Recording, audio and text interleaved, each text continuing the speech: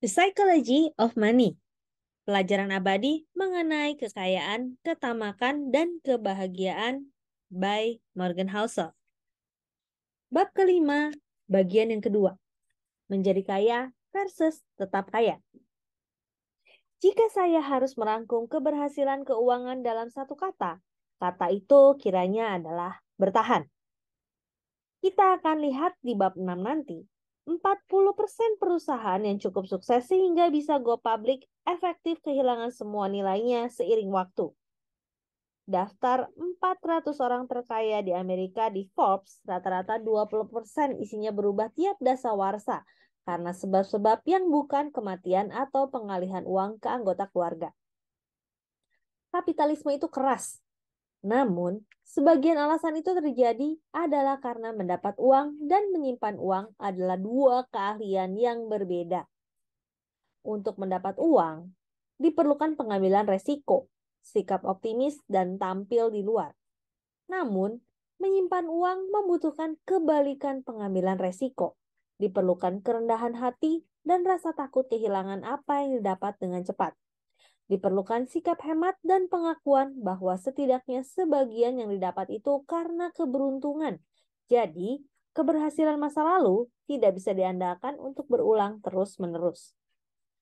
Michael Moritz, miliarder pemimpin Sequoia Capital, ditanya oleh Charlie Rose mengenai mengapa Sequoia sangat berhasil. Moritz menyebut umur panjang, menyatakan bahwa beberapa lembaga modal Ventura berhasil selama 5 atau 10 tahun. Tapi Sequoia bertahan selama 4 dasawarsa. Rose bertanya mengapa begitu. Ujar Moritz, saya pikir kami selalu takut gulung tikar. Benarkah? Jadi intinya rasa takut hanya yang paranoid yang bertahan? Moritz kembali berkata, ada banyak benarnya itu. Kami anggap besok tidak sama dengan hari ini. Kami tidak bisa santai. Kami tidak boleh lalai. Kami tidak bisa berasumsi bahwa keberhasilan kemarin akan menyebabkan nasib baik besok. Sekali lagi, bertahan. Bukan pertumbuhan atau otak atau wawasan. Kemampuan bertahan untuk waktu lama tanpa musnah atau terpaksa menyerah adalah yang membuat perbedaan terbesar. Seharusnya itu dasar strategi Anda, baik dalam investasi maupun karir atau bisnis milik Anda. Ada dua alasan mengapa mentalitas bertahan hidup sangat penting untuk uang. Satu sudah jelas, hanya sedikit keuntungan yang begitu besar sehingga layak dikejar dengan mempertaruhkan keberadaan. Yang satunya lagi, seperti yang sudah kita bahas di bab 4, adalah matematika penumpukan yang kontraintuitif.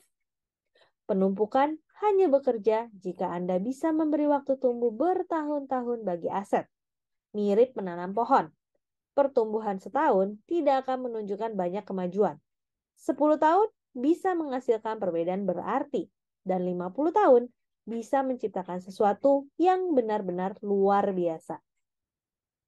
Namun, mendapat dan menjaga pertumbuhan luar biasa itu memerlukan keselamatan dari segala naik turun yang tak bisa diprediksi dan pasti dialami semua orang seiring waktu.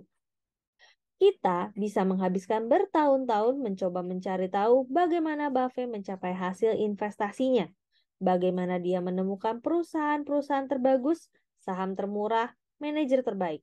Itu sukar. Yang tak begitu sukar tapi sama pentingnya adalah menunjukkan apa yang tak dia lakukan. Dia tidak berutang berlebihan. Dia tidak panik dan menjual selama 14 resesi yang dia lalui sepanjang hidup. Dia tidak merusak reputasi bisnisnya. Dia tidak mengikatkan diri ke satu strategi, satu pandangan dunia, atau satu tren yang sedang berlangsung. Dia tidak mengandalkan uang orang lain. Mengelola investasi melalui perusahaan publik berarti investor tidak dapat menarik modalnya. Dia tidak menghabiskan semua energinya sehingga harus berhenti atau pensiun. Dia bertahan. Kemampuan bertahan memberinya umur panjang.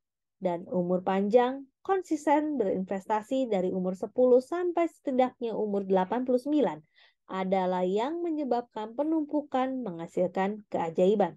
Satu hal itu saja yang paling penting ketika menjabarkan keberhasilannya. Untuk menunjukkan apa yang saya maksud, Anda harus mendengar cerita Rick Guerin. Anda mungkin sudah pernah dengar mengenai dua investor, Warren Buffett dan Charlie Munger. Namun 40 tahun lalu, ada anggota ketiga di kelompok itu, Rick Guerin. Warren, Charlie, dan Rick berinvestasi bersama dan mewawancara manajer-manajer bisnis bersama. Kemudian Rick menghilang. Setidaknya kalau dibandingkan dengan keberhasilan Buffett dan Munger. Investor lain pernah bertanya kepada Buffett mengenai apa yang terjadi kepada Rick. Warren berkata, Charlie dan saya selalu tahu bahwa kami bakal jadi luar biasa kaya. Kami tidak buru-buru ingin kaya. Kami tahu itu akan terjadi. Rick sama pintar dengan kami, tapi dia buru-buru. Yang terjadi adalah bahwa ketika terjadi penurunan pada tahun 73 dan 74, Rick dibebani utang margin dan bursa saham turun hampir 70% dalam 2 tahun itu. Jadi dia kehabisan uang. Dia menjual saham Berkshire ke Warren dengan harga di bawah $40 per saham. Rick terpaksa menjual karena dia banyak utang. Charlie, Warren, dan Rick sama jagonya dalam menjadi kaya. Namun Warren dan Charlie punya keahlian tambahan yaitu tetap kaya. Dalam jangka panjang, itu keahlian yang paling penting. Nassim Taleb menyatakannya begini, punya keunggulan dan bertahan itu dua hal yang berbeda. Yang pertama membutuhkan yang kedua. Anda perlu menghindari kehancuran dengan segala cara. Demikian Psychology of Money bab kelima bagian kedua. Saya Roswita Anggraini, sampai jumpa di bagian selanjutnya. Terima kasih.